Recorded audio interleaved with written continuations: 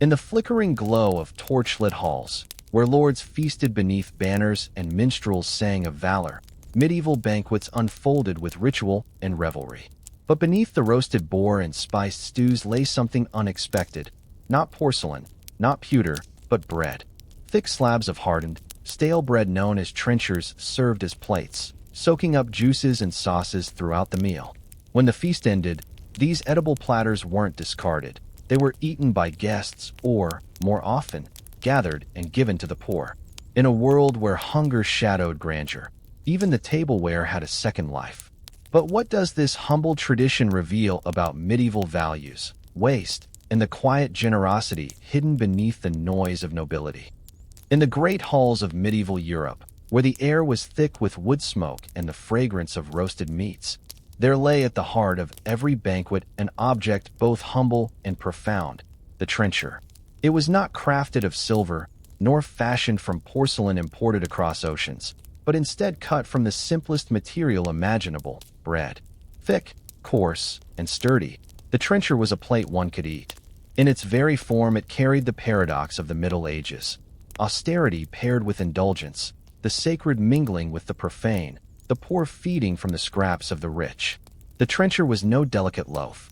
Bakers deliberately prepared flat, hardened rounds of bread, sometimes a day or two old, with a density that could withstand the onslaught of stewed meats, gravies, cheeses, and fish. It was not the bread of delight, but the bread of duty, designed to serve as a vessel before it became food. Placed before nobles and knights, it absorbed the juices of the feast, its porous surface drinking deeply of spiced sauces, game fat, and honeyed drippings. By the end of the meal, it had transformed from stale crust to savory delicacy. Some diners consumed it themselves, savoring the trencher as the final act of their repast. Others, particularly among the elite, pushed it aside, to be gathered later for redistribution to servants or given as alms to the poor waiting outside the castle gates. This practice spoke to the medieval mind, one steeped in symbolism and ritual.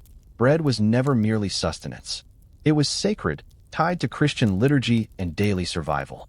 To eat from bread, to let one's feast soak into bread, and then to offer that bread to the hungry was to enact a cycle of consumption and charity that bound together different strata of society.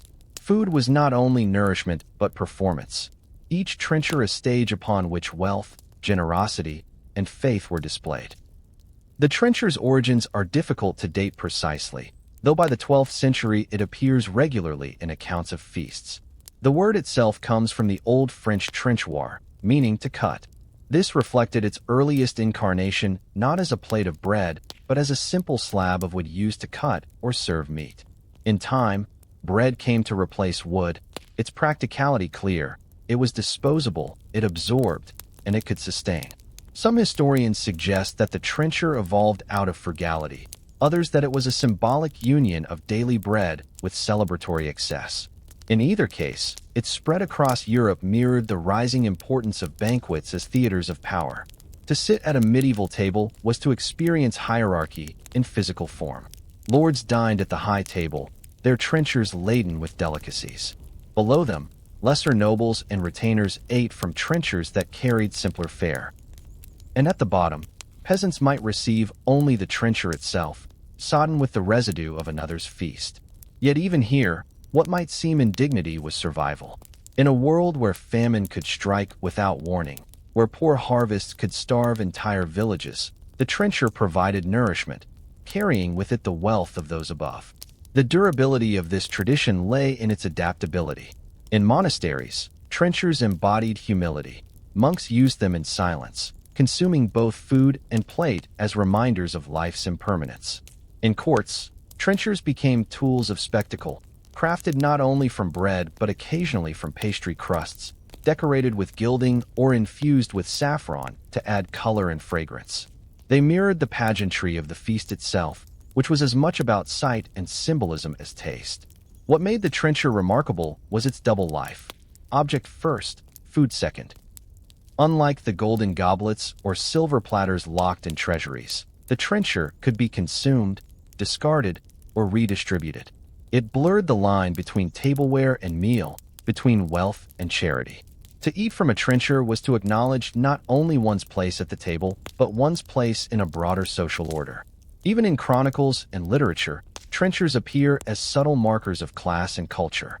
Accounts of English banquets under Henry II mention trenchers of bread laid before every guest, while French writers noted how noble households distributed trenchers to the needy after grand feasts. The poet Chaucer, in his tales of pilgrims and nobles, hinted at the trencher as a symbol of shared experience, a plate that bore both luxury and necessity. In its simplicity, the trencher captured the contradictions of medieval life. It was practical yet symbolic, humble yet elevated, disposable yet sustaining. It told the story of a society where abundance and hunger coexisted, where charity was woven into the fabric of feasting, and where bread, the most elemental of foods, was transformed into both vessel and gift. As the Middle Ages progressed, the trencher would evolve, reflecting the changing rhythms of dining, the refinement of etiquette, and the shifting balance of wealth. But in its earliest form, it embodied the very heart of medieval dining, that every feast, however extravagant, was grounded in bread, the staff of life. And in that bread lay both privilege and obligation, indulgence and salvation, a reminder that even at the most glittering banquet, hunger waited outside the door. If the trencher was the foundation of medieval dining, the banquet itself was the grand stage upon which society, faith, and power revealed themselves. To modern eyes, a medieval feast may appear as nothing more than a riot of food and drink, a chaotic spread of meats and flagons. But for those who sat in the flickering glow of torches beneath timbered roofs, every dish, every ritual, and every gesture carried weight. The feast was not simply a meal.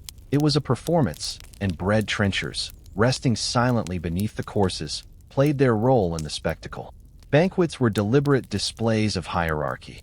The high table, elevated on a dais, proclaimed authority to all in attendance. Upon it sat the lord or king, often flanked by honored guests, clergy, and retainers of distinction. Their trenchers, set before them with the finest cuts of venison, roasted swan, or elaborately spiced boar, soaked up sauces enriched with exotic imports like cinnamon, cloves, and ginger. Ingredients worth their weight in silver. Below, stretching down the hall, lesser tables carried simpler fare, their trenchers absorbing more modest stews and fish. Even in dining, medieval society was tiered and stratified, each trencher carrying the imprint of rank. The organization of the feast followed a choreography as strict as a liturgical rite. Heralds announced the arrival of dishes, musicians filled the intervals with song, and servers, often young boys of noble birth serving as squires, carried platters through the hall in procession. The carving of meat was itself a performance, undertaken with precision by trained carvers whose movements were as much art as necessity.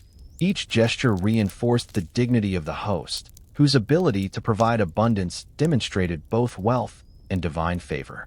Food was not the only sustenance offered. The medieval banquet carried with it a moral and spiritual message. Bread, always central, linked the earthly feast to the sacred ritual of the Eucharist. The trencher, in its simplicity, reminded all present of the staff of life, and when given to the poor after the feast, it echoed Christ's command to feed the hungry. Thus, the banquet became a microcosm of medieval cosmology, the Lord as provider, the guests as beneficiaries, and the poor as dependents of noble generosity. To consume was to reaffirm order, to give was to enact charity, and to waste was to invite sin. The pageantry of the feast extended beyond sustenance into the realm of allegory.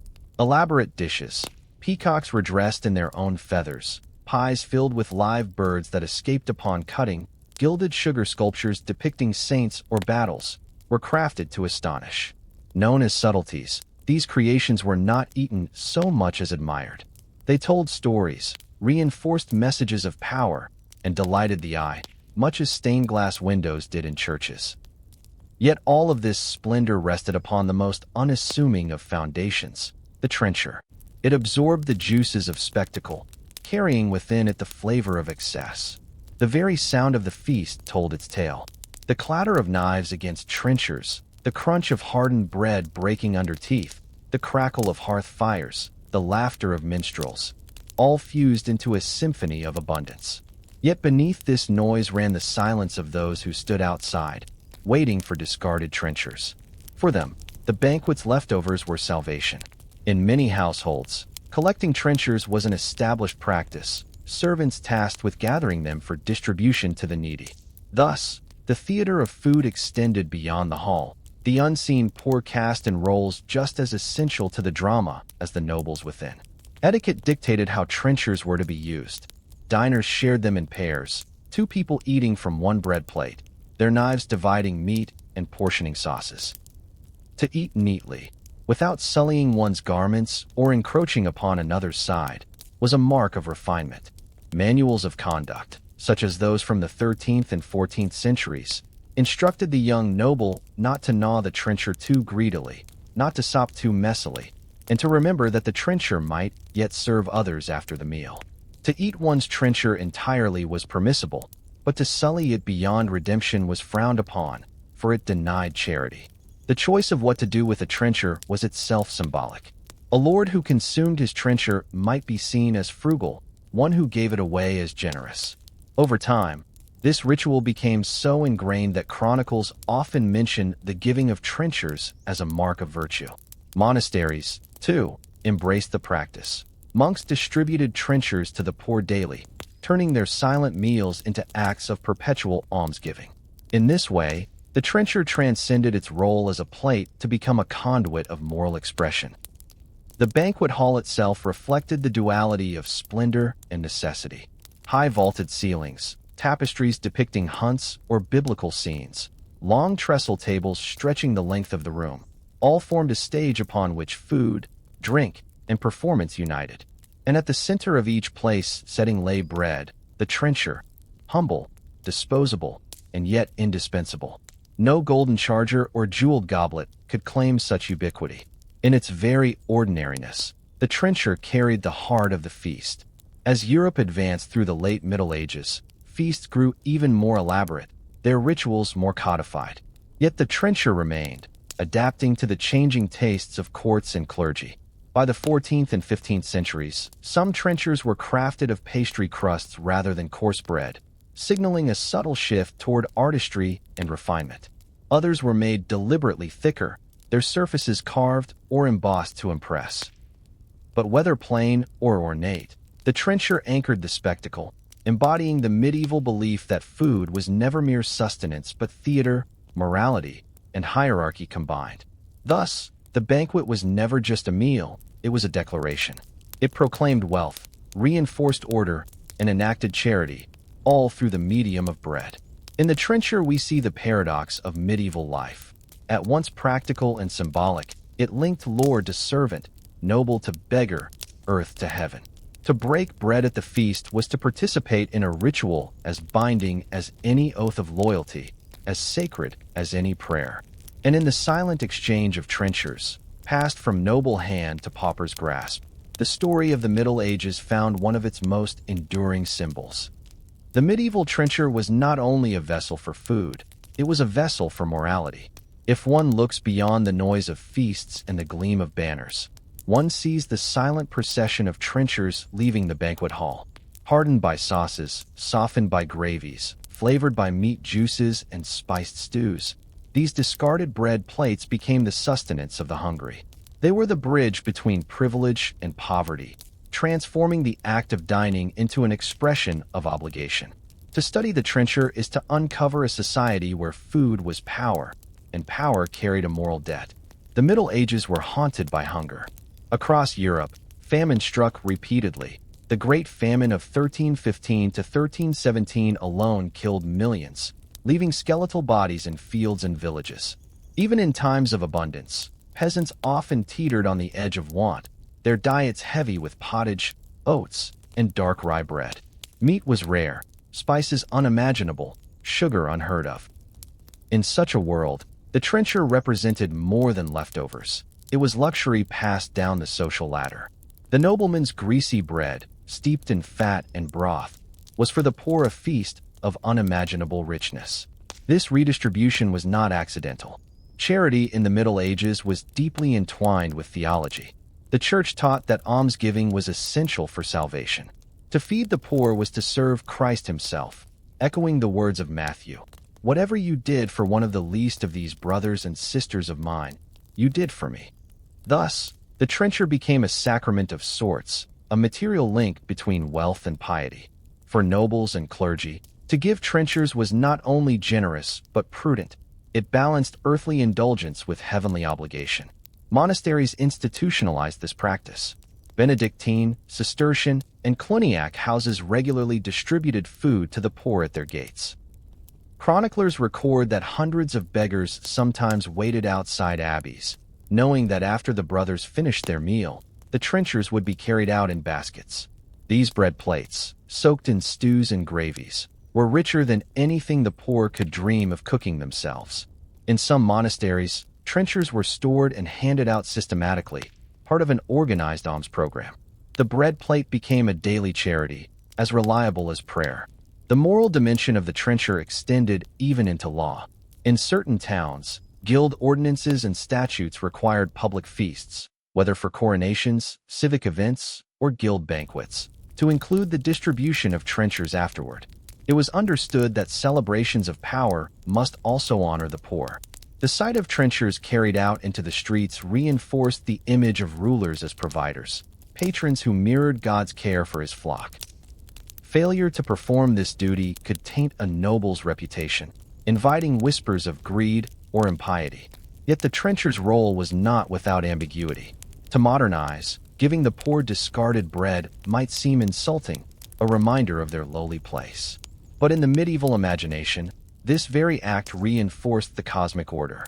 The poor were not excluded from the banquet.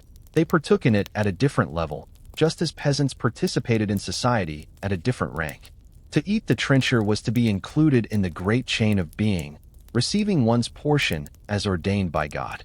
In this sense, the trencher was a tool of social cohesion. It both alleviated hunger and confirmed hierarchy. The cultural symbolism of bread intensified this meaning.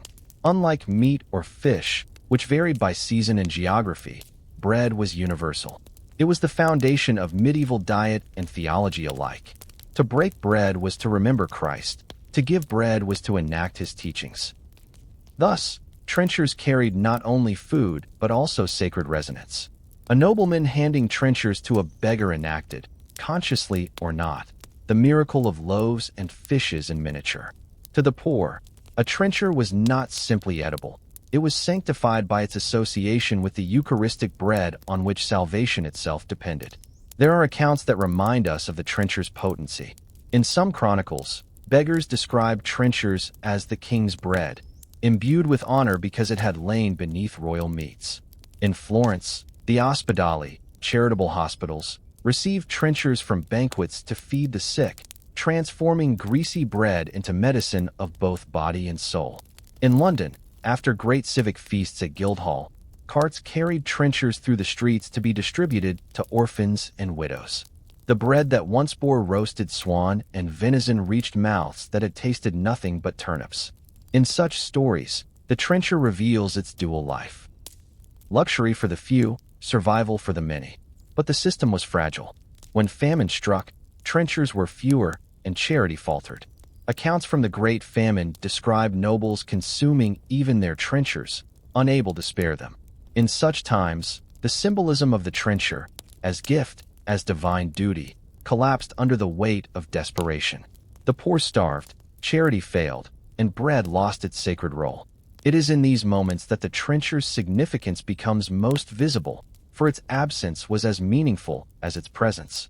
The practice of donating trenchers reveals something profound about medieval society: its simultaneous cruelty and compassion, hierarchy and interdependence. The noble feasted, the poor waited, but the bond was real. A trencher was never only food. It was a token of moral economy, a physical acknowledgement that the privileges of the powerful demanded responsibility. To ignore this duty was to risk both reputation and damnation. Thus, the trencher teaches us that medieval bread was never simply baked grain. It was theology baked into flour, politics soaked in gravy, morality crusted in crumbs. To trace its journey from table to poorhouse is to see how society itself was structured, how power justified itself through charity, and how bread became the silent language of both domination and grace. In the Middle Ages, bread was never mere sustenance. It was language, sacrament, and symbol. A loaf of bread could signify survival, community, hierarchy, or grace, depending on who broke it and under what circumstances. To examine trenchers in this light is to see them not only as plates of hardened dough, but as texts, messages written in grain and crust. Every trencher, stained with gravy and discarded into a beggar's hand, was part of a larger story, one in which bread spoke the moral and spiritual grammar of an entire civilization. The first and most powerful layer of this symbolism was theological. Bread was central to Christian ritual because of the Eucharist, where it became the body of Christ. To eat bread was to participate in the sacred. This made bread distinct from all other foods. A trencher, though coarse and practical, carried echoes of this sacredness. Even hardened, rough, or greasy, it was bread. Something never entirely ordinary in a culture shaped by Christian liturgy. Thus, when trenchers were consumed by the poor, the act resonated not only as charity, but as a faint reflection of communion itself, a redistribution of blessing from the wealthy to the needy. The shape and texture of trenchers further reinforced their symbolism. Round, square, or oblong, they were usually cut from loaves designed to withstand stews and gravies. Their sturdiness suggested durability, permanence, and the foundation upon which meals, and by extension, societies, rested. Bread was called the staff of life, and the trencher literally supported food, just as the church supported souls. This double symbolism, bread as plate, bread as sacred, blurred the line between nourishment and ritual, between body and spirit. Beyond theology, bread conveyed social meaning. Medieval banquets unfolded like theaters of hierarchy, and the trencher was part of this performance. The quality of bread used as a trencher varied according to rank. Nobles ate from fine white bread, made from sifted wheat flour, while lesser guests might use darker, coarser loaves. To be handed a white bread trencher at a feast was to be acknowledged as belonging to the higher social order. To receive coarse bread was to be reminded of one's lesser status. The trencher, then, was a quiet enforcer of class distinctions, a plate that whispered of hierarchy even as it bore shared dishes. Rituals surrounding bread reinforced these ideas. Before meals, bread was often blessed by a priest or the household head, sanctifying not only the food but the social order it represented. In some households, the cutting of trenchers was a ceremonial act in itself, performed by a steward or designated servant, underscoring the significance of distributing bread fairly and according to rank. Chroniclers describe noble tables where the highest lord received his trencher first, followed by others in strict order of precedence. This ritual of distribution mirrored the order of feudal society, bread marking place as surely as heraldic banners or coats of arms. Bread also carried symbolic weight in political and legal contexts. In some towns, oaths were sworn upon bread and agreements sealed by sharing it. To break bread with someone was to establish trust, to acknowledge kinship, or to confirm alliance. The trencher, as bread both eaten and shared, echoed these associations. When nobles gave trenchers to the poor, they enacted not only charity, but also a form of covenant, binding their privilege to a duty of care. To consume a nobleman's trencher was, in a sense, to be included, however marginally, in his circle of protection. Folklore deepened these meanings. In popular imagination, bread was protection against evil. Superstitions abounded. Crumbs sprinkled around a home could ward off witches. Loaves marked with a cross before baking repelled demons. Stale crusts carried healing properties if rubbed on wounds. Trenchers, infused with the flavors of feasts, may have carried their own aura of potency in the eyes of the poor. To eat the trencher of a great lord might be thought to grant a share in his strength or fortune, just as relics conferred spiritual power through contact. Even famine sharpened the symbolic resonance of bread. In years when harvests failed, bread became the dividing line between survival and death. Chronicles describe peasants eating bark, acorns, and grass in desperate attempts to fill their stomachs.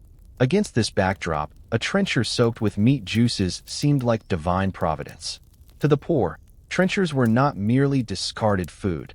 They were evidence of God's mercy mediated through human hands. Their symbolism was intensified by scarcity, turning bread from a daily staple into a miracle of endurance. Artists and writers of the period echoed this language of bread. Illuminated manuscripts often depicted the Last Supper with careful attention to loaves on the table, their presence visually binding sacred ritual to everyday dining.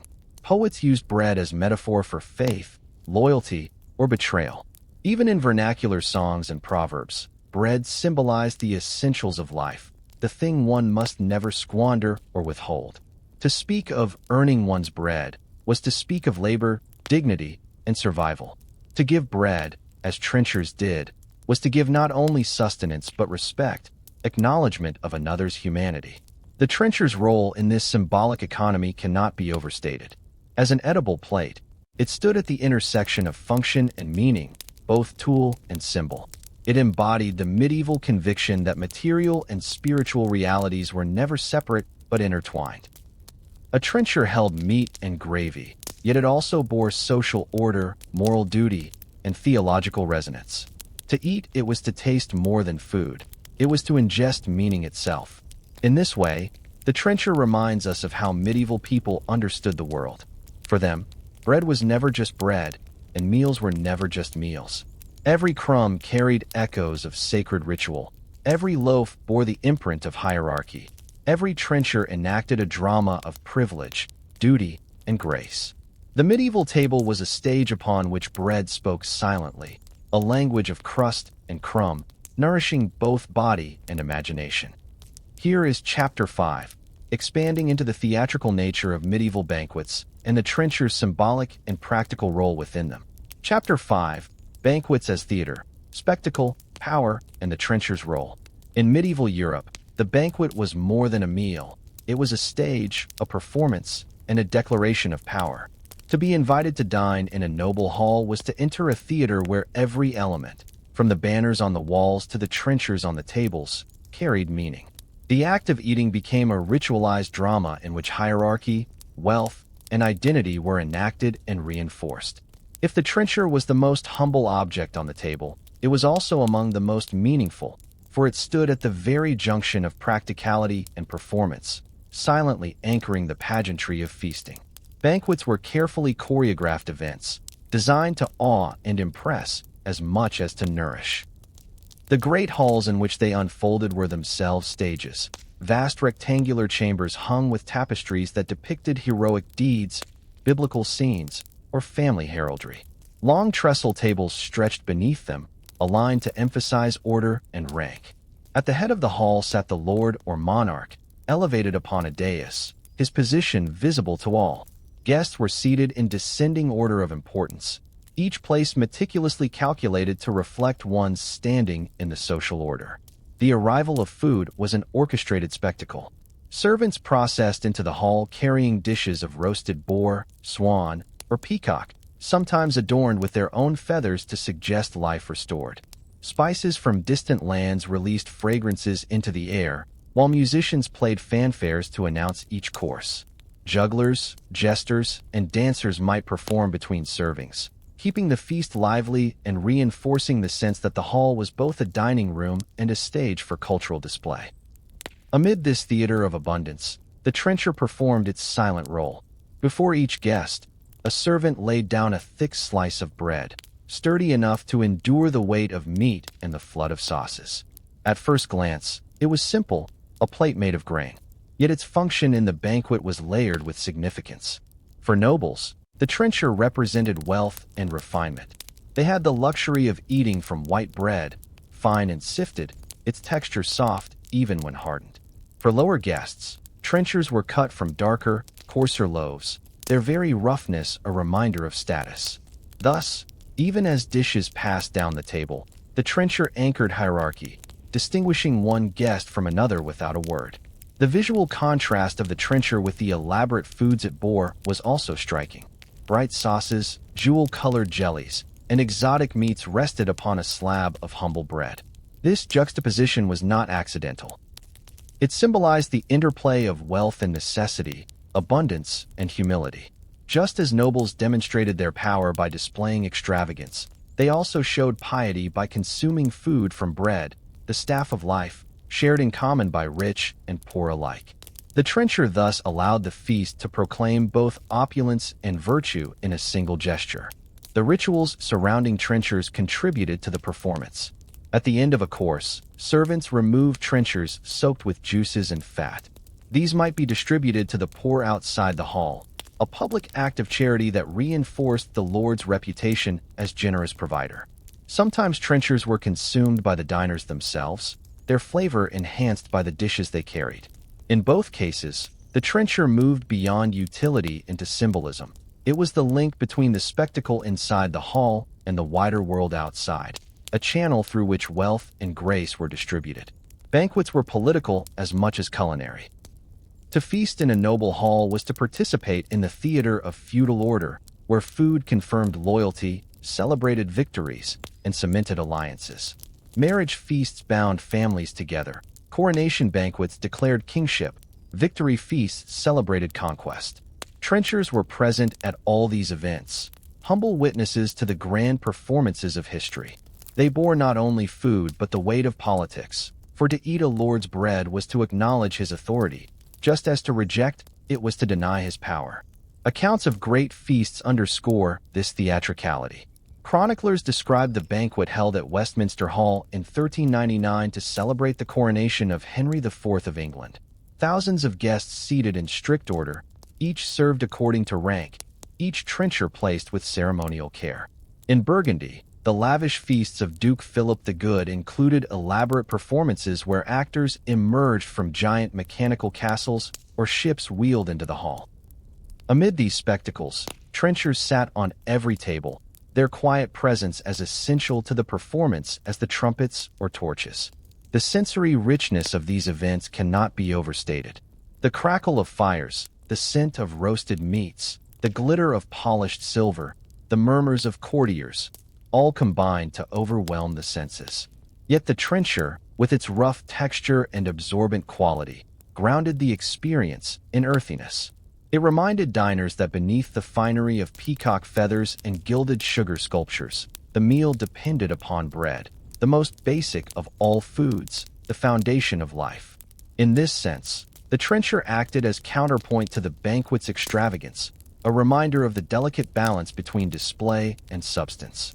Banquets also blurred the line between public and private life. To feast was to be seen, to be watched, to have one's role in the social order confirmed by others. Every gesture, from the way a trencher was handled to the way one shared food from it, communicated meaning. A noble might graciously pass part of his trencher to a favored guest, symbolizing alliance. A king might allow foreign ambassadors to dine from his own bread, a sign of diplomacy.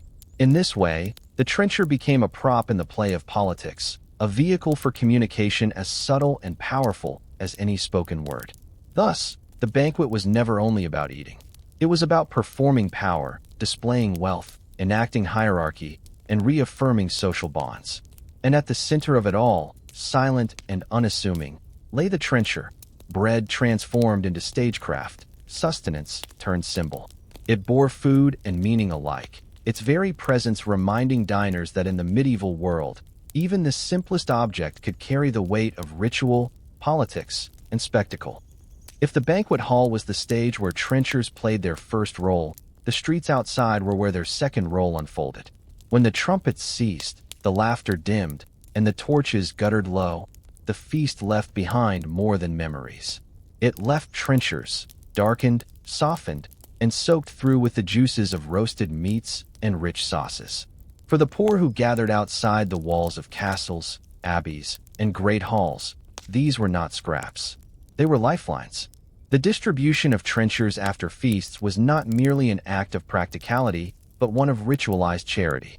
Lords and ladies understood that their reputation rested not only upon the magnificence of their banquets, but upon their generosity afterward. A nobleman who failed to provide for the hungry risked whispers of greed and spiritual neglect. To give away trenchers was to affirm his role as protector and provider, fulfilling the medieval ideal of the great lord, whose wealth flowed outward to sustain those beneath him. Outside banquet halls, the scene was often stark. Beggars, widows, orphans, and the infirm gathered, waiting patiently for the feast's end. They knew that the servants would emerge with baskets or trays laden with trenchers, some already softened to porridge-like consistency, others still firm enough to chew.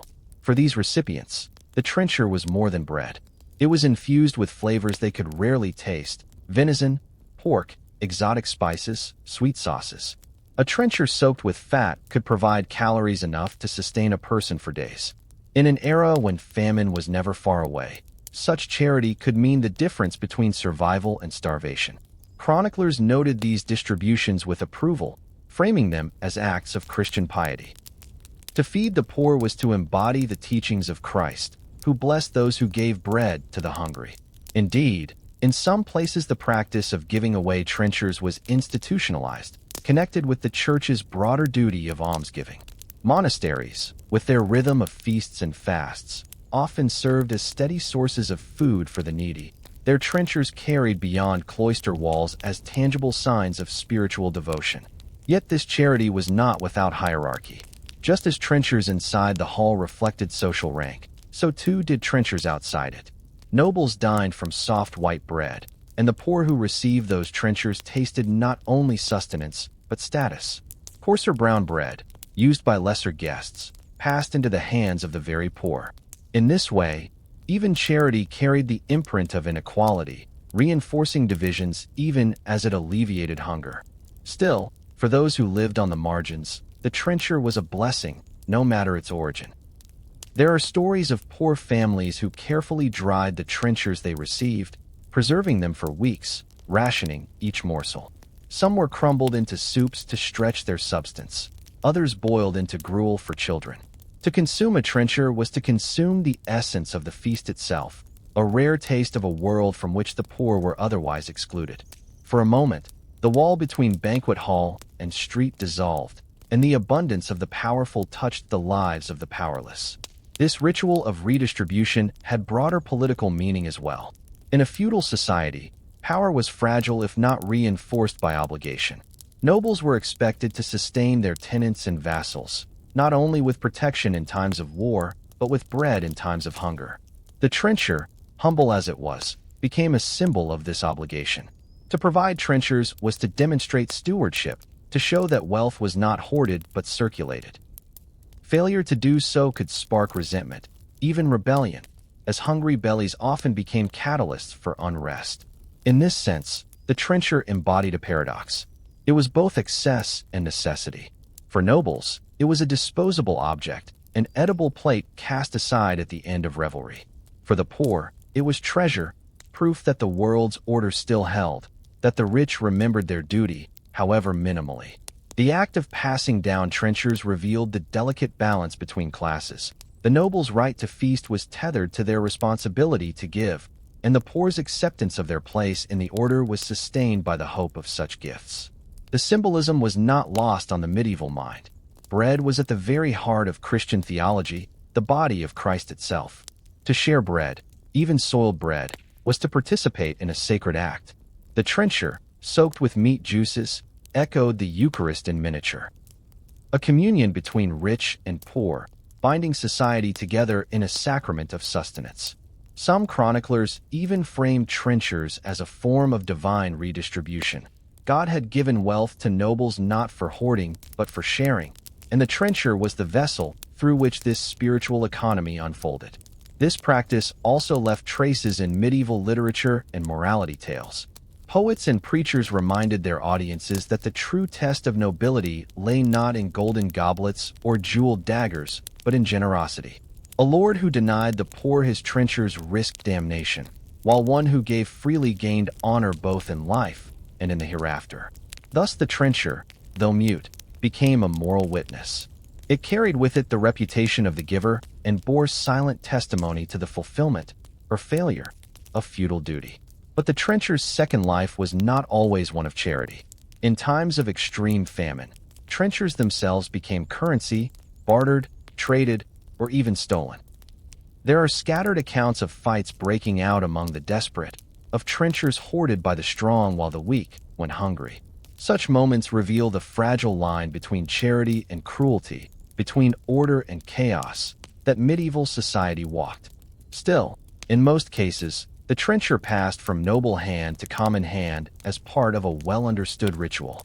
It was not only sustenance, but spectacle. Just as the feast inside displayed wealth, the act of distributing trenchers outside displayed benevolence. Both performances were necessary to uphold the delicate web of medieval life. The trencher, unremarkable in appearance, was the thread that stitched these worlds together, the glittering hall and the hungry street, the powerful and the powerless, the sacred and the profane. In this dual existence, the trencher reminds us of the deep entanglement of food, charity, and power in the Middle Ages. It was never just bread. It was a mirror of society itself. A stage for generosity, a marker of hierarchy, a bridge between those who feasted and those who watched from the shadows.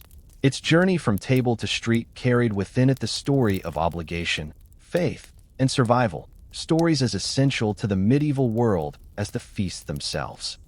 Bread was never simply food in the Middle Ages. It was a vessel of meaning, imbued with spiritual resonance and charged with layers of symbolism that penetrated every stratum of society.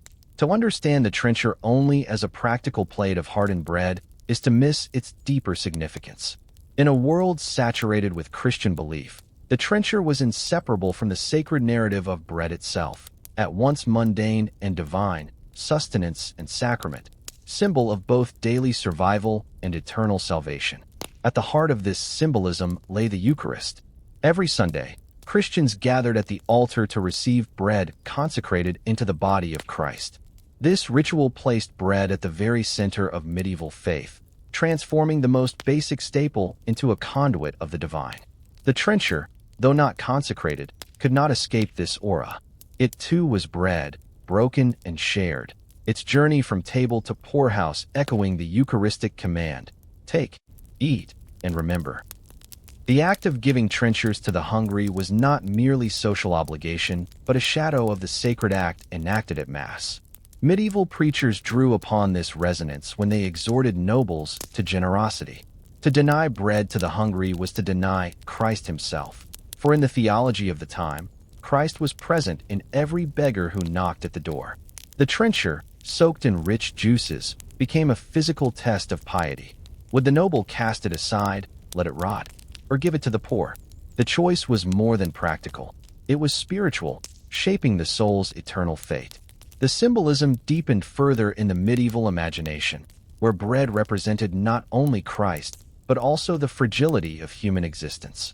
Man is but dust, the sermons proclaimed, and his days are like grass.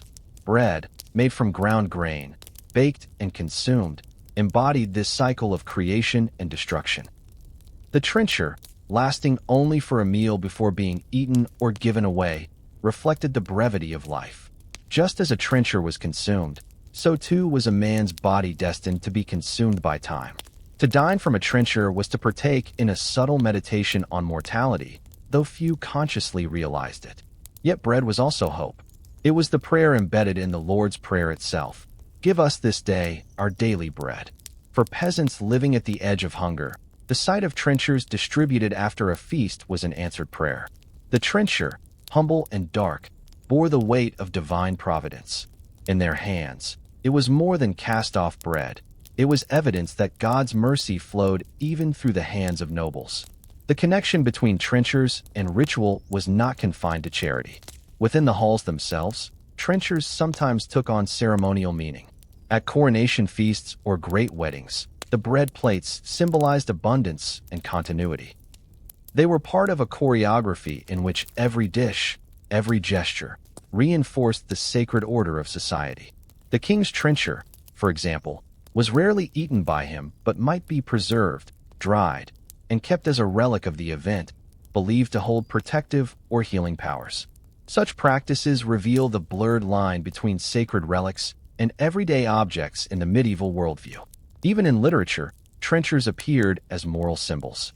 In Chaucer's time, satirical poems often depicted greedy nobles hoarding trenchers or selfishly consuming them rather than giving them to the poor.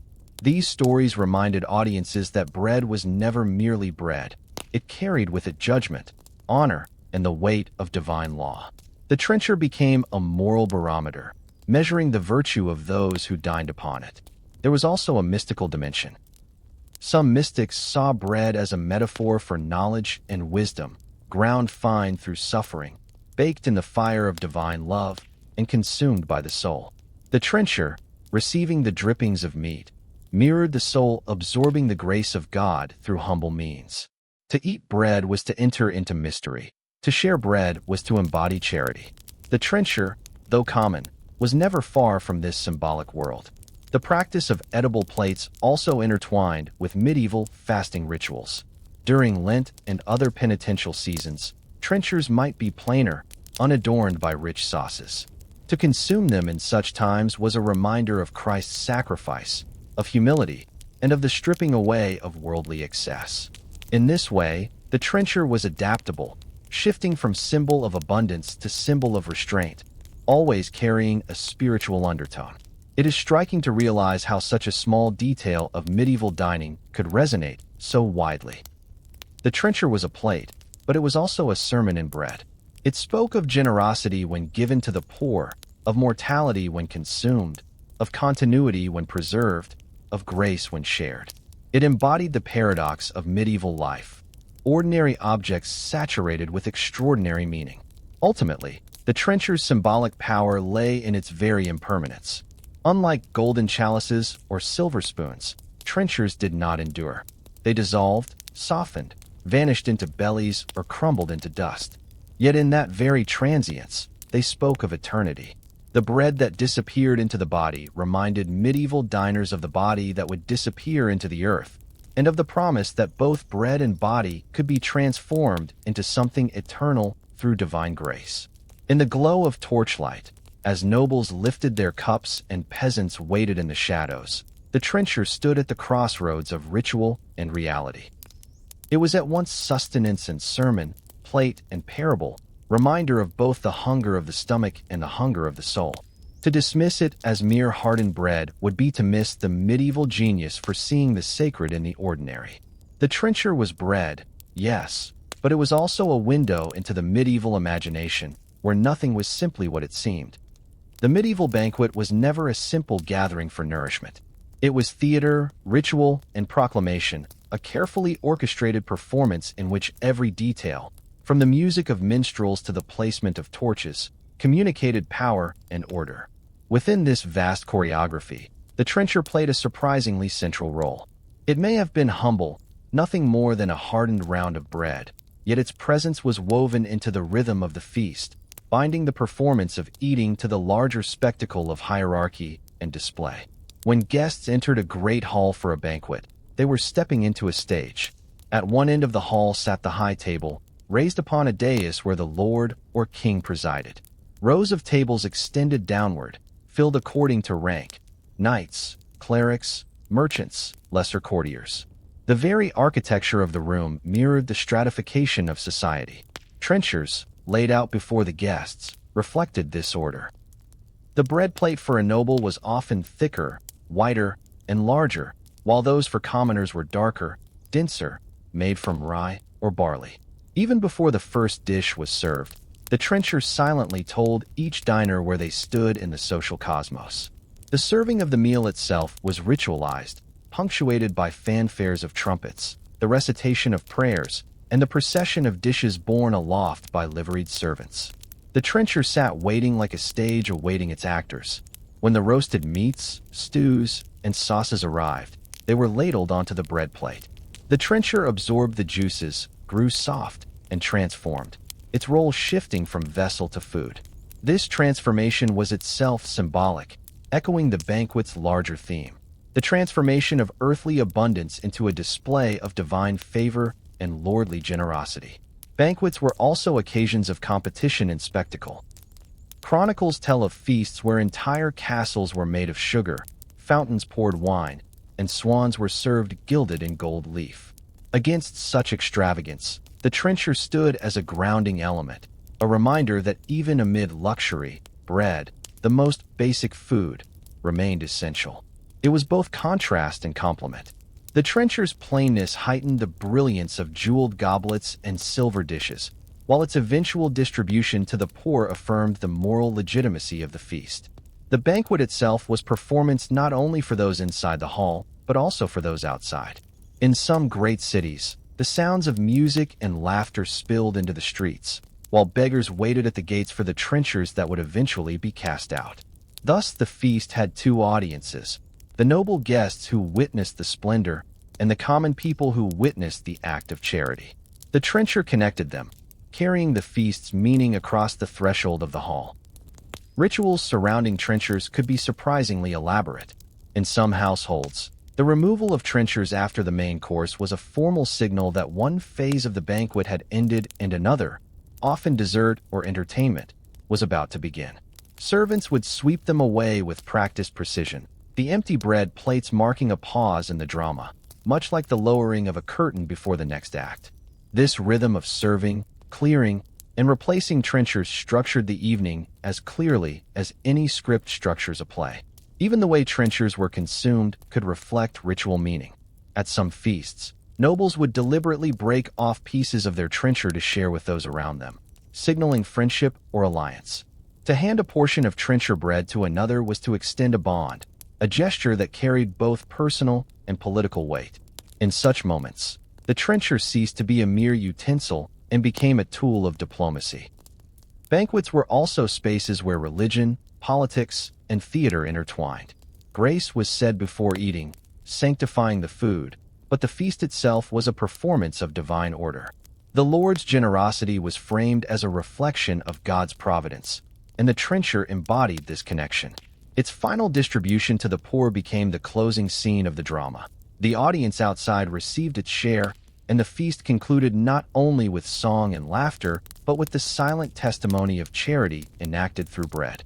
One can imagine the sensory atmosphere of such an event: the flicker of torchlight on polished shields, the sound of lutes and drums, the aroma of roasted boar and spiced wine.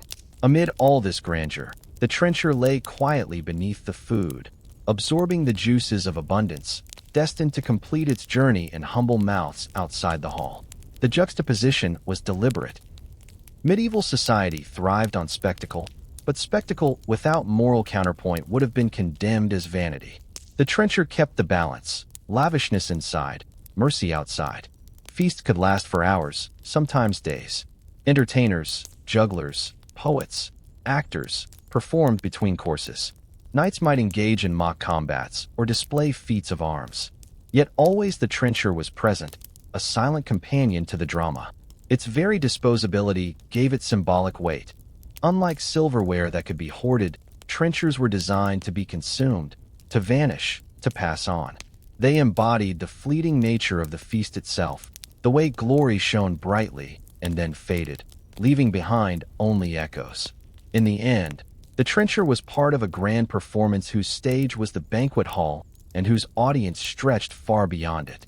It was an edible prop, a participant in the rituals of hierarchy, alliance, spectacle, and charity. To trace its journey from table to poorhouse is to see the banquet not as mere indulgence, but as a carefully scripted act of cultural theater. The trencher was both symbol and substance, anchoring the feast in a rhythm of consumption and generosity, pageantry and humility. Without it, the drama of the medieval banquet would have lacked its most grounded and meaningful note. For the poor of medieval Europe, bread was not an accessory, it was life itself.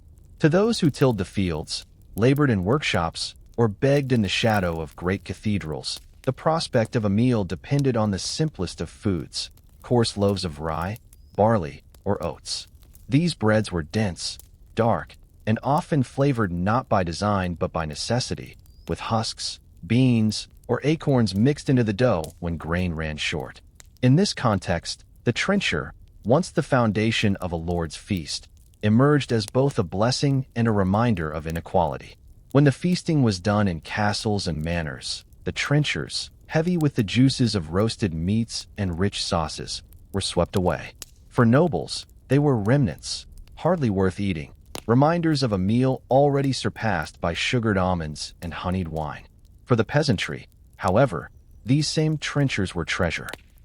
They were distributed at the gate, handed to waiting crowds of poor men, women, and children who gathered each time the Lord held a banquet. To receive such bread was to taste flavors otherwise unimaginable, the essence of venison, goose, or boar that had soaked into the crust. The gift of trenchers was framed as charity, a noble's duty to the less fortunate. Chroniclers praised lords who gave generously and condemned those who hoarded. But charity is rarely free of complexity. For the poor, gratitude was mingled with humiliation. The trencher was not fresh bread made for them, but bread already used, food that had served its role in the performance of wealth before being passed down as a byproduct. Accepting it affirmed their place in the hierarchy. They were dependent, positioned at the far end of the banquet they never saw. And yet, hunger makes gratitude real. Accounts suggest that peasants valued trenchers deeply, even to the point of trading them. A trencher soaked with the juices of roast beef could be more filling and flavorful than any stew they might prepare themselves. Families would share them carefully, stretching the softened bread into a meal. For children, the gift was a rare delight, something savored slowly, remembered long after. In this way, the trencher became both symbol and sustenance, a daily reminder of inequality, yet also a lifeline against starvation. The practice tied the poor to the household of the Lord in ways that were both material and psychological. To stand outside the hall waiting for trenchers was to participate in the feast in a distorted mirror image. The nobility celebrated abundance, while the poor received its leftovers. The poor were made visible in these moments, not as equal participants, but as an audience whose gratitude reinforced the power of those inside. The feast's splendor radiated outward, not only in the form of music and laughter carried through the streets, but also in the softened bread distributed as alms. At times, trenchers given to the poor blurred into the broader practice of almsgiving, a central duty of medieval Christianity. To feed the hungry was to enact Christ's teaching, and trenchers offered a convenient means. Lords could feast without guilt, for they knew their excess would ultimately benefit the needy. Clergy, too, endorsed the practice, framing it as evidence of piety and justice. Thus, what might otherwise have been condemned as waste was reimagined as virtue. The trencher was not only edible, it was moralized. Yet, one must not romanticize the exchange. For the poor, receiving trenchers was not empowerment, but survival. They had no control over when feasts would occur, how many trenchers would be distributed, or who would be favored in the distribution. The feast that brought joy to nobles might mean hunger for peasants if they lived too far away to benefit. In years of famine, when banquets dwindled, the poor who depended on such alms suffered most. The system was precarious, a reminder that their lives were tethered to the rhythms of others' wealth. And yet, there is a kind of resilience woven into these stories. To accept a trencher and turn it into sustenance was itself an act of resourcefulness. Families might soak hardened bread further in broth, stretch it into pottages, or crumble it into stews. Nothing was wasted. In this way, the trencher lived two lives, first as a plate for nobles, then as a meal for peasants. Each life was defined by context, by hunger, by the endless negotiation between abundance and need. The trencher also carried symbolic weight in the eyes of the poor. It was a tangible connection to the world of the Great Hall, a fragment of luxury that had touched the tables of lords. To eat it was, in a way, to share in that world, however briefly and unevenly. Some may have seen it as a blessing, others as a humiliation, but all recognized it as something extraordinary. That tension between gratitude and inequality was the essence of the trencher's journey from hall to village. Looking back, the trencher becomes a lens into the moral and social economies of the Middle Ages. It shows us how food, far from being neutral, carried the weight of hierarchy, charity, and survival. For the peasantry, the trencher was a paradox, evidence of exclusion, yet also an open hand, a leftover, yet also a gift, a symbol of dependence, yet also a chance to endure another day. Through the trencher, we see how deeply the structures of medieval society were written into bread itself. Every tradition, however enduring it seems, eventually gives way to change. By the close of the Middle Ages, the trencher, once the very foundation of dining, was already showing signs of decline. The shift was not abrupt but gradual, unfolding across centuries as new materials, new tastes, and new ideals of refinement reshaped the culture of the table. In its slow disappearance, the trencher reveals a world in transition, a society moving away from pragmatic simplicity toward the polished rituals of early modern dining. The first signals of change came with the rise of pewter. By the 13th and 14th centuries, wealthier households across Europe began to embrace this alloy of tin and lead as a durable, reusable alternative to bread. Pewter plates reflected light, carried the impression of permanence, and signaled status through their weight and sheen. To eat from pewter was to partake in a new kind of sophistication, one less rooted in the impermanence of bread and more aligned with the growing desire for luxury goods that could be collected, polished, and passed down.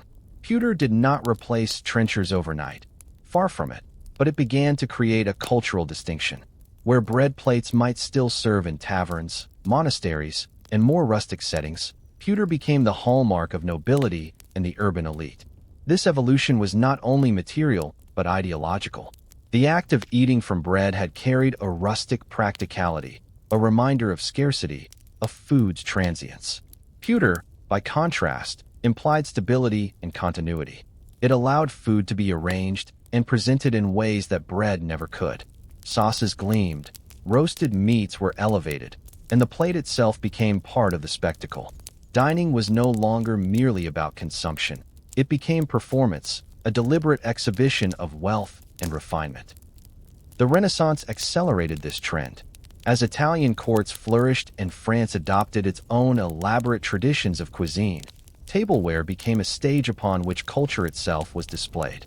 By the 15th and 16th centuries, imported ceramics from Spain and Italy, brightly painted maiolica, found their way into aristocratic collections. These were more than plates. They were artworks, hand-painted with mythological scenes, coats of arms, or geometric designs. To eat from them was to align oneself with a world of humanist sophistication, where classical learning and artistic patronage merged with the rituals of dining. The trencher, in contrast, seemed increasingly humble, even crude. At the same time, the global expansion of trade brought porcelain from China into European markets. Porcelain was prized not only for its beauty but for its near-magical qualities. Light yet strong, translucent yet durable, impervious to the staining sauces that discolored pewter. European elites competed to collect it, treasuring each piece as a marvel of craftsmanship. The trencher, meanwhile, could hardly compete with a vessel that seemed born of alchemy, combining fire and earth into an object of perfection. And yet, the decline of trenchers was uneven. Among the rural poor, edible plates retained their purpose well into the 16th century. Bread was still the most accessible vessel, requiring no expense and no maintenance. In monasteries, trenchers persisted as part of communal dining, where practicality outweighed luxury.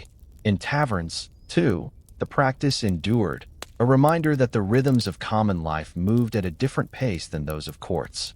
The disappearance of trenchers from elite dining did not erase them from cultural memory. Indeed, trenchers found a strange afterlife in the early modern imagination. Writers and chroniclers, reflecting on the customs of their ancestors, often referred to the bread plate with a mixture of nostalgia and disdain. Some viewed it as a symbol of rustic honesty, a reminder of simpler times when food and vessel were one. Others dismissed it as evidence of barbarity, contrasting it with the refinements of porcelain and silver. In this way, the trencher became more than an object. It became a marker of historical consciousness, a boundary between the medieval and the modern. By the 17th century, trenchers had largely disappeared from elite tables, replaced by pewter, silver, or ceramic. Yet even in their decline, they left traces. The word trencher itself shifted in meaning, sometimes referring to wooden boards or plates designed to mimic the bread originals. In Scotland and parts of northern Europe, wooden trenchers persisted as humble tableware, keeping alive the linguistic echo of their edible ancestors. The decline of the trencher was part of a larger transformation, the professionalization of dining. Where once food had been placed communally upon shared trenchers, The early modern period saw the emergence of individualized plates, forks, and a more rigid sense of etiquette. This was not merely about tableware. It reflected deeper shifts in the understanding of selfhood, individuality, and civility. To have one's own plate was to assert one's own space at the table, a subtle but powerful departure from the shared culture of medieval banquets. Thus, the trencher's disappearance was not only technological but symbolic. It marked the fading of a world where food and vessel were inseparable, where meals carried with them the moral economy of charity, the practicality of reuse, and the rusticity of bread. Its replacement by pewter, porcelain, and ceramics signaled the dawn of a new age of consumption. More permanent, more polished, and more firmly divided between those who could afford refinement and those who could not. What began as a simple slab of bread had shaped centuries of dining. Its decline did not erase its significance. Rather, it cemented the trencher as a relic of another time, a reminder that even the most ordinary objects can embody the spirit of an age. The trencher was not merely a plate. It was a window into the medieval soul, and its disappearance a sign of the modern world's arrival. In the medieval world, nothing was without meaning. Even the simplest objects could carry layers of symbolism, reflecting not only their practical role, but also the moral, spiritual, and social ideals of the time. The trencher, so unassuming in its form, a slab of bread destined to soak up juices, was no exception. Though at first glance it might appear as a purely utilitarian solution to dining, it existed at the crossroads of faith, ritual, and community. To study the trencher in this light is to uncover the way medieval society wove symbolism into even the most ordinary moments of daily life. The connection between bread and the sacred was already profound. For Christians across Europe, bread carried the ultimate weight of meaning. It was the body of Christ, consecrated during the Eucharist. This gave bread a spiritual resonance unlike any other food. To eat bread was not only to nourish the body, but also, in ritual, to commune with the divine. The trencher, made of the same substance, carried echoes of this association. While not consecrated, it bore a silent reminder of the sacredness of grain, the labor of the fields, and the mysteries of faith. Medieval diners could hardly handle a slab of bread without some awareness of its deeper significance. The trencher's role in absorbing the essence of a meal added another layer of symbolism. As meats and sauces soaked into its porous surface, the bread became a palimpsest of the feast, capturing flavors, juices, and traces of what had been eaten. In this sense, it symbolized the transience of earthly pleasures. The food vanished, but the trencher remembered. When eaten, it carried with it the richness of the banquet, transformed into a single bite that embodied both abundance and humility. When given to the poor, it transformed further, becoming charity itself. Luxury turned sustenance, indulgence turned salvation. Charity was, indeed, central to the trencher's symbolic role. The distribution of used trenchers to the needy was not merely practical. It was ritualized as an act of Christian duty. For noble households, giving trenchers away reinforced their social identity as protectors and providers, as those entrusted with stewardship over both wealth and morality. The act was more than giving food. It was the visible enactment of mercy, a gesture meant to echo Christ's feeding of the multitudes. For the poor, receiving trenchers was not only survival, but also participation in the moral economy of the medieval world, where even leftovers carried dignity. At great feasts, trenchers also served as silent markers of hierarchy. To eat from a thick, fresh trencher, perhaps white bread baked from the finest wheat, was to sit close to the center of power. Those further from the host might receive trenchers of coarser bread, or none at all. When these trenchers passed down the chain, eventually reaching servants or the poor, they enacted the literal stratification of society through bread. Each layer of absorption, from noble meat to peasant hunger, reflected the order of medieval life, where nothing was wasted and everyone's place was marked by what they received. The trencher also intersected with rituals of piety and humility. Chronicles tell of religious houses where monks would carefully collect trenchers after meals and distribute them in silence to beggars waiting at the gate. In such acts, the trencher was transformed into a conduit of grace, a reminder that all abundance was fleeting and that Christian life required generosity.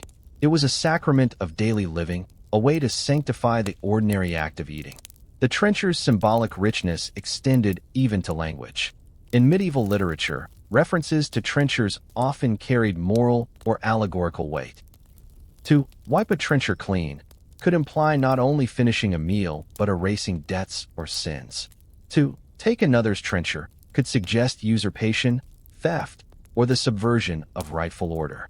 In sermons and moral tales, bread trenchers became metaphors for human bodies, humble, absorbent, destined to carry the traces of life before returning to the earth. Feasts themselves, with their elaborate rituals, further enhanced the trencher's symbolic role. The moment when trenchers were distributed at the beginning of a banquet was not casual, it was ceremonial. Servants carried them in with careful order, placing them before guests in accordance with rank. Their removal or consumption at the end of a meal marked the close of the ritual, like the extinguishing of candles at the end of Massachusetts. Each trencher was both tool and symbol, a silent participant in the theater of medieval dining. Perhaps the most striking symbolic quality of the trencher lay in its dual nature. Both enduring and impermanent, both vessel and food. Unlike pewter or silver plates, which endured beyond the meal, the trencher dissolved into memory, consumed or distributed, leaving nothing behind but crumbs. This impermanence mirrored medieval conceptions of mortality. Just as the trencher absorbed the feast and then vanished, so too did human life absorb the experiences of the world before returning to dust. To eat from a trencher was, in a sense, to enact a small ritual of life and death, presence and absence. Thus, the trencher was far more than bread. It was a canvas upon which the medieval imagination inscribed meaning. In its surface soaked the flavors of feasts and the ideals of a culture. Humility, hierarchy, piety, and the transience of all things. It was a reminder that even the most ordinary objects, those touched daily, unnoticed, could carry within them the weight of an entire worldview. The trencher's symbolism did not fade quickly, even after its decline. Later generations, looking back at the age of edible plates, saw in them a reflection of the medieval mind, pragmatic, devout, generous, and deeply conscious of mortality. In this way, the trencher survived not only in chronicles and kitchens, but also in the symbolic imagination of Europe, remembered as an emblem of a world where the sacred and the ordinary were inseparable. In the medieval world, power was not merely asserted through armies, castles, and decrees. It was staged, performed, and displayed in ritualized acts of spectacle that spoke louder than swords. Among the grandest of these performances were the banquets held by kings, nobles, and wealthy merchants, feasts designed to dazzle, impress, and remind all who attended of the order that governed society. At the heart of these displays lay the trencher, an unassuming slab of bread that silently bore witness to the theater of power. Banquets in the Middle Ages were far more than meals. They were orchestrated events, choreographed down to the smallest detail to reinforce hierarchy.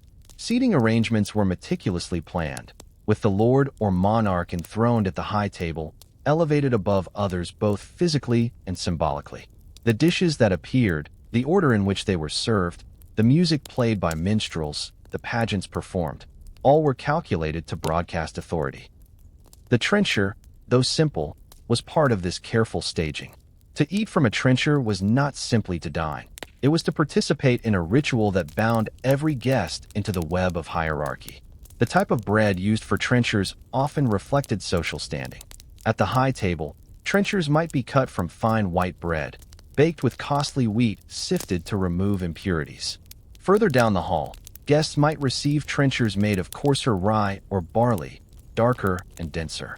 The very bread beneath their food reminded diners of their place in the feudal order. This stratification turned the trencher into more than a plate. It became a stage prop in the social drama of the feast. The trencher's secondary life reinforced this theater of power. When trenchers laden with the juices of roasted meats and sauces were passed on to servants or given to the poor, the gesture was not merely pragmatic. It symbolized the benevolence of the host. By redistributing food, the Lord presented himself as a provider and protector, magnifying his role as both feaster and benefactor. Every trencher that left the hall was a performance of generosity, one that reaffirmed the social contract between rulers and those they governed. Banquets were also political instruments. Ambassadors, visiting nobles, and rivals were often invited to witness and be subdued by the spectacle of abundance. The trencher's presence in these moments underscored the wealth and stability of a household.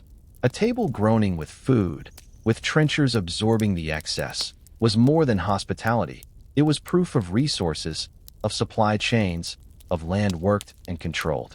To sit at such a feast was to be reminded of the power of the host not only to sustain his own, but also to overwhelm his rivals with sheer display.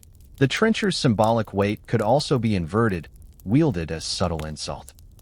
Chronicles tell of occasions when a host intentionally provided a guest of lower rank, or one fallen from favor, with a coarser trencher than expected. Such a gesture, silent but visible to all, could humiliate more effectively than words. Conversely, the unexpected gift of a fine trencher, or a fresh one replaced mid-meal, could flatter and elevate. In this way, trenchers became tools of diplomacy, carrying meaning beyond their humble material. The theater of the banquet was enhanced by ritualistic timing. The presentation of trenchers marked the official beginning of the meal. Servants carried them in with ceremony, laying them in precise order, an act that transformed bread into a sign of welcome and order. Their removal at the end of the feast carried equal significance. It signaled the conclusion of the performance, the dismantling of hierarchy until the next occasion. Like the raising of a curtain, the arrival and departure of trenchers framed the drama of the banquet.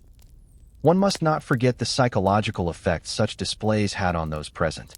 To the peasant or servant, watching trenchers piled high with delicacies only to be distributed after the meal reinforced their place in the hierarchy. To the noble, feasting from fine trenchers under candlelight affirmed their superiority and the divine order that supported it. The trencher thus became a mediator of power, a silent but potent reminder of who ruled and who obeyed. This theater of abundance was not without its moral tensions. Clergy often condemned the extravagance of such banquets, warning that while trenchers overflowed in noble halls, the poor starved in villages beyond. Yet even these criticisms recognized the trencher's symbolic weight. To waste it was a sin, to give it away was virtue, to hoard it was tyranny. The trencher was never just bread, it was a measure of justice, power, and responsibility. In this way, the trencher embodied the paradox of medieval feasts. It was both humble and exalted, disposable yet indispensable, a slab of bread that became an actor in the grand narrative of authority. Without trenchers, the feast was incomplete. With them, the spectacle of hierarchy, charity, and dominance unfolded in full. Banquets ended, halls emptied, and memories faded. But the trencher remained in the imagination as a symbol of the medieval feast's deeper purpose. It was never only about food. It was about displaying, negotiating, and reinforcing power. In every bite, in every trencher passed from noble to servant, the order of society was written and rewritten, one feast at a time. The trencher, for centuries a faithful companion of medieval dining halls, eventually began to fade into obscurity. Its decline was neither sudden nor absolute, but unfolded gradually, shaped by changing tastes, the availability of new materials, and a shifting vision of what it meant to eat with refinement. By the dawn of the early modern era, what had once been a symbol of both sustenance and spectacle was being replaced by the gleam of pewter, the sheen of silver, and the smooth surface of glazed ceramics. The decline of the trencher was bound to the changing meaning of bread itself.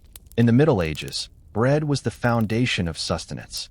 To use it as a plate was logical in a society where flour, grain, and the daily loaf held deep symbolic and practical importance. Yet as agricultural practices evolved, trade routes expanded, and diets diversified, bread began to shift from being the sole centerpiece of a meal to being one item among many. It was no longer necessary or fashionable for bread to bear the weight of every feast. Archaeological evidence suggests that from the late 14th and 15th centuries, trenchers of wood and even metal began to appear alongside bread trenchers. These non-edible versions were often circular, carved, or hammered into shape, and easier to clean and reuse. At first, they supplemented rather than replaced bread trenchers, but their durability and prestige quickly gave them an advantage. For wealthy households, using wooden or pewter trenchers demonstrated permanence and control over resources. They could be polished, engraved, or ornamented in ways that bread could not. The Renaissance spirit of refinement further accelerated this transformation. As art, architecture, and literature embraced elegance and order, so too did dining.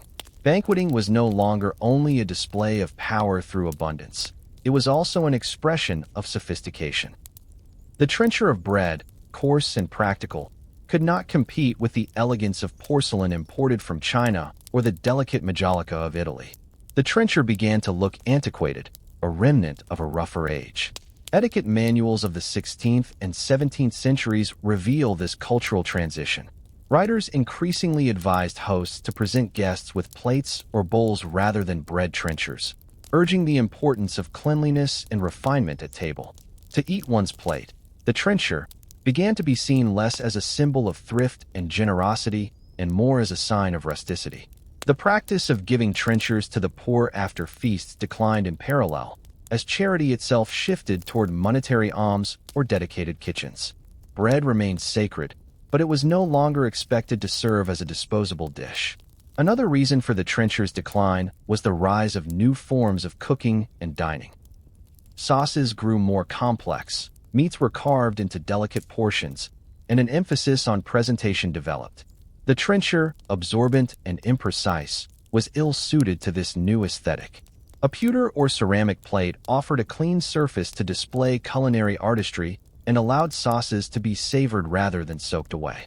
The visual dimension of food became central, and bread, humble and unadorned, receded into its traditional role as accompaniment rather than foundation. Yet the trencher did not vanish entirely. In rural households, where resources remained limited, bread trenchers endured well into the 16th century. Travelers' accounts describe peasants continuing to eat from coarse loaves split in half, while noble households dined from silver and porcelain. This contrast highlighted the growing divide between classes, a divide sharpened by the very objects placed upon the table. What had once been a universal custom now became a marker of poverty and tradition. There were moments, however, when the trencher's memory flickered back into prominence. During times of scarcity or war, when even nobles lacked access to refined goods, bread once again became a vessel.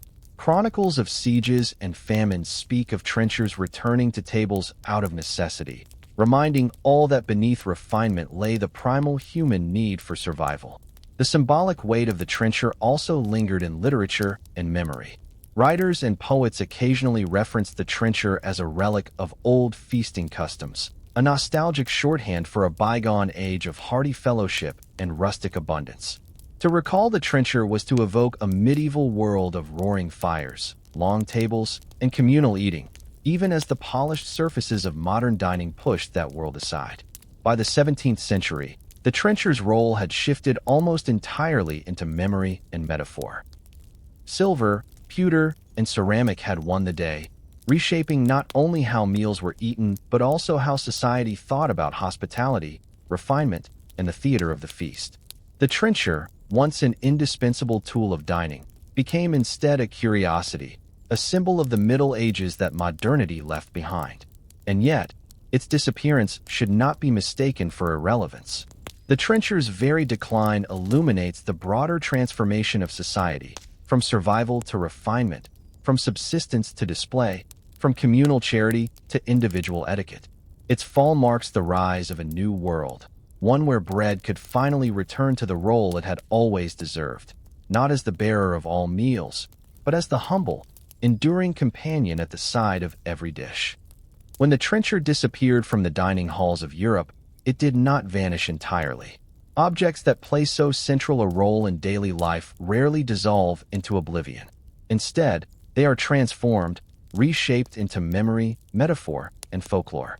The bread trencher, once as familiar to a medieval diner as a spoon is today, endured not in practice, but in story, proverb, and literature.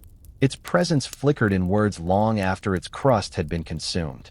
Writers of the Renaissance and early modern period often cast the trencher as shorthand for the roughness of the Middle Ages. To describe a trencher-fed man was to summon an image of rusticity, of a figure tied to older, simpler ways of living. The trencher became a literary device, an emblem of the past, evoked to draw contrasts with the refinement of the present. In plays, poems, and satirical works, references to trenchers became nods to a bygone world of communal eating, noisy halls, and hearty appetites. One can see this transformation in the works of English dramatists. Though Shakespeare rarely dwelled on the material details of tableware, the trencher appears occasionally in his contemporaries' plays as a symbol of common dining. A trencher might be mentioned as a prop in a tavern scene or a marker of status when contrasting peasants with nobles.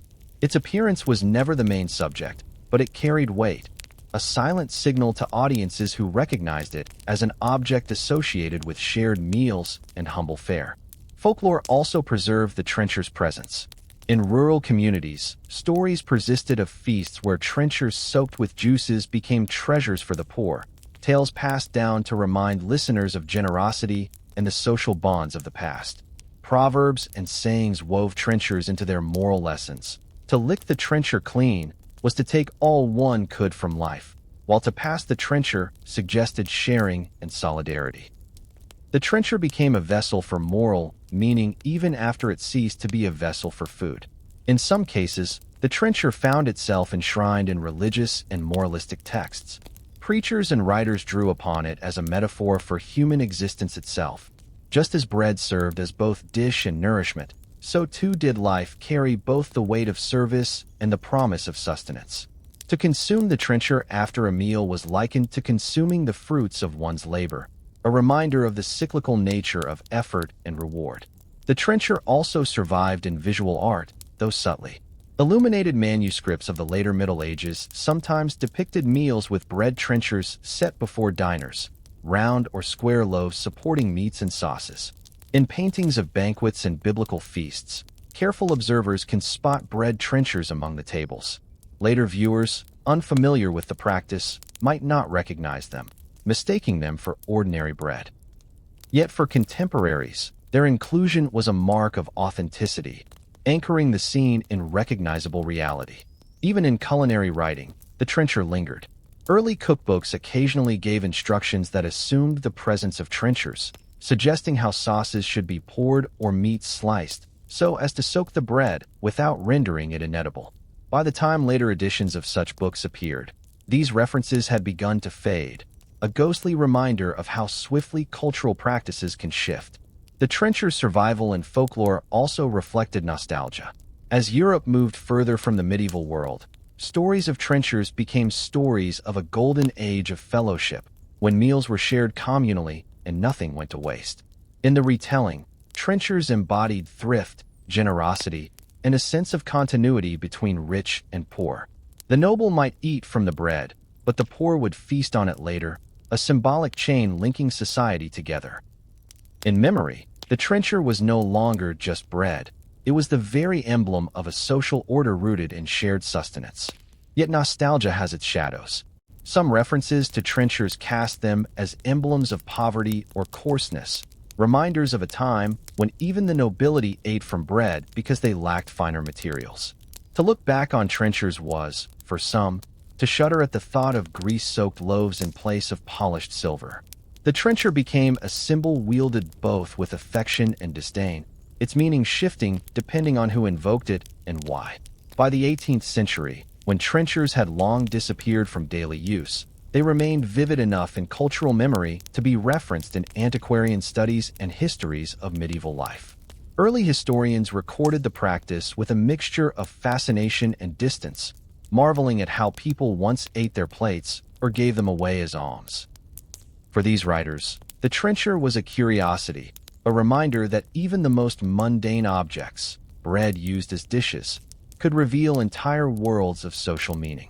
The trencher's persistence in memory demonstrates how objects can live on after their practical life ends. It survived because it was more than a plate. It was a symbol of community, generosity, and continuity. Literature and folklore preserved its image, turning it from a tool of dining into a vessel of memory. In this sense, the trencher never truly vanished.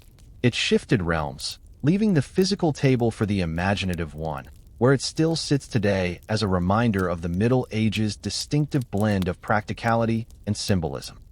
The trencher, born of medieval necessity and sustained by custom, eventually yielded to ceramics, pewter, and silver. Yet its story did not end with its disappearance from the banquet tables of Europe. In many ways, the trencher's legacy has echoed into modernity, reshaped into metaphor, nostalgia, and even revival. For though bread may no longer bear the weight of roasts and sauces, the idea of eating one's plate remains an evocative concept, one that ties us back to an age when sustenance and symbolism were inseparable. The 19th century, with its newfound fascination for the medieval revival, brought trenchers back into public consciousness. Antiquarians, archaeologists, and early historians wrote with wonder about the practice of using bread as tableware, often casting it as a quaint relic of a primitive past. The trencher became part of the broader tapestry of medieval curiosities that fueled the Gothic revival in architecture, literature, and art. In novels and plays set in the Middle Ages, trenchers sometimes reappeared as props, signaling authenticity and conjuring the image of communal dining in great halls. As food history emerged as a scholarly discipline in the 20th century, the trencher became an object of study in earnest. Historians of gastronomy recognized that this humble bread, pressed into service as a dish, revealed profound truths about medieval society, its hierarchies, its relationship with food, and its deep entanglement of necessity and ritual. For the modern scholar, the trencher is not just a curiosity. It is a window into how people once lived, ate, and thought about the very act of nourishment. Interestingly, the trencher's story has found resonance in contemporary concerns about sustainability. In an age where disposable plastic clutters landfills and oceans, the notion of an edible plate has gained new traction. Modern chefs and innovators have revisited the trencher concept, creating edible bowls made of bread, cookies, or even compressed grains. Restaurants experimenting with zero waste dining often cite trenchers as distant ancestors of their practices. What once was necessity, using stale bread as a dish, has become a symbol of culinary creativity and ecological responsibility. The trencher has also reemerged in living history settings. Medieval fairs, reenactments, and heritage feasts often feature bread trenchers, crafted not only for authenticity, but also for the tactile connection they provide to the past. To eat from a trencher today is to bridge centuries, to taste not just the food but the history itself. Diners find themselves engaging with the experience of medieval life in a way more vivid than any textbook could provide. Yet the trencher's afterlife is not only in material revival, but in metaphor. The idea of consuming one's vessel, of erasing the boundary between container and content, lingers in the imagination. To modern thinkers, it offers fertile ground for philosophical reflection. Is not all culture a kind of trencher, a vessel that holds the feast of life, only to be absorbed, reshaped, and passed on? The trencher reminds us that even the most mundane objects can embody profound truths about impermanence, utility, and the shared bonds of human community. The trencher has also crept into popular consciousness through the media. Documentaries, podcasts, and even cooking shows invoke it as a fascinating curiosity, proof that history is filled with practices at once alien and oddly familiar. The image of nobles eating from bread that would later feed the poor resonates powerfully in a world still wrestling with inequality and waste. The trencher thus becomes a mirror, reflecting both the ingenuity and the contradictions of human society. What is most remarkable, perhaps, is how enduring the memory of the trencher has been. Across centuries, across cultural transformations, it has remained legible. Few other artifacts of daily life have carried such symbolic weight. We no longer dine from trenchers, yet their story continues to nourish reflection, offering lessons about thrift, generosity, and the intimate bond between sustenance and community. In this way, the trencher's legacy persists not as bread but as memory.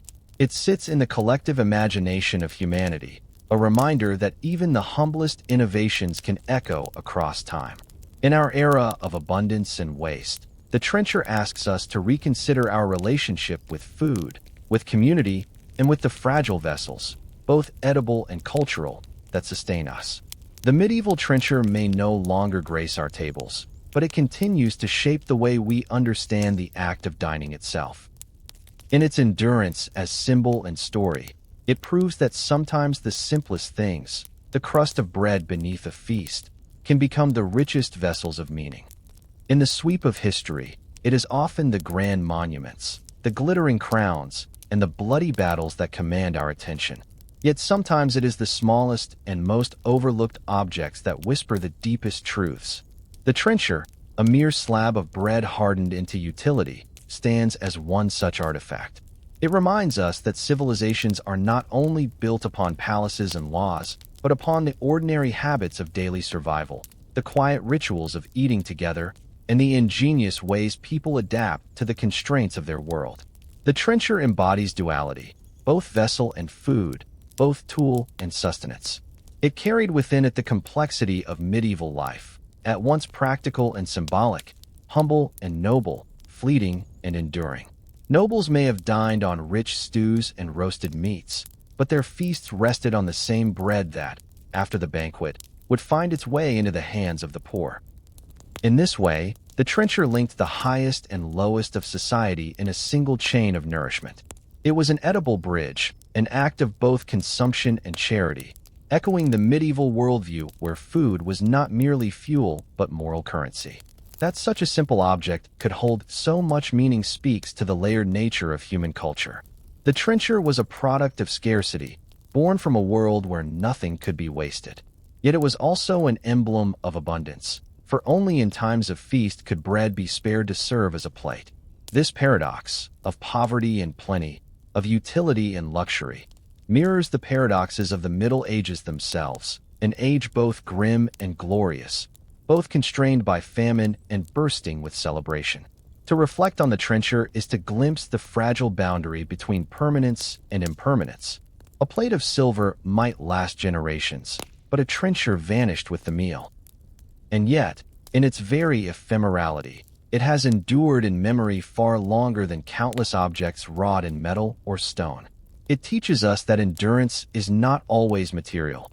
Sometimes it is conceptual. What lingers is not the bread itself, but the idea it carried, the interweaving of sustenance, community, and ritual. In our modern age, when waste has become an urgent crisis and abundance often blinds us to gratitude, the trencher speaks with surprising relevance. To eat from one's plate, to erase the line between vessel and food, is to embody a kind of unity with sustenance that few of us now experience. It is a lesson in humility and in mindfulness, reminding us that food is never trivial, that every meal is a thread in the fabric of survival. In an era where we are rediscovering the value of sustainability, the trencher returns to us not as a curiosity, but as a model, a symbol of resourcefulness that we might do well to heed. The story of the trencher is therefore not merely a tale of medieval dining customs. It is a meditation on how humanity lives within its means, how it creates rituals to elevate necessity, and how even the most modest of inventions can ripple through centuries as symbols of deeper truths. To hold the memory of the trencher is to hold the memory of a world where bread was never wasted, where every crumb bore meaning, and where even the poorest could partake, however indirectly, in the grandeur of a feast. As history reminds us, civilization is often defined not by its monuments, but by its meals. And so the trencher, eaten, discarded, or given in charity, has claimed its place not only on the tables of the Middle Ages, but in the larger banquet of human memory. It endures, not as bread, but as story. And in that story lies a truth as nourishing as the meals it once held, that even the humblest vessel can carry the weight of a civilization.